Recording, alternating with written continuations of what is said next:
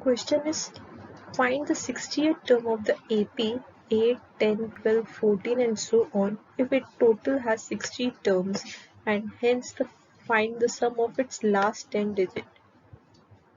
AP is where all the next term have equal differences. Here difference is equal to 2 and the formula to find the 60th term is A plus n minus 1 into D.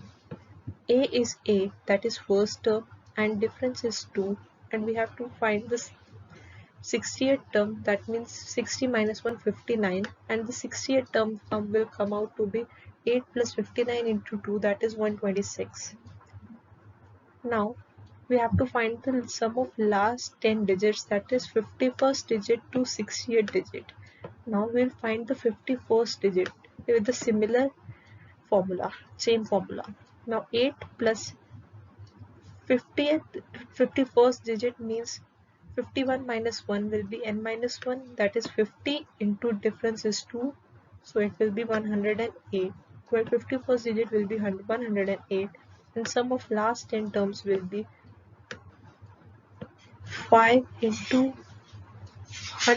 108 plus 126 because 108 is the 51st term and 126 is the 60th term, and that will come out to be 1170.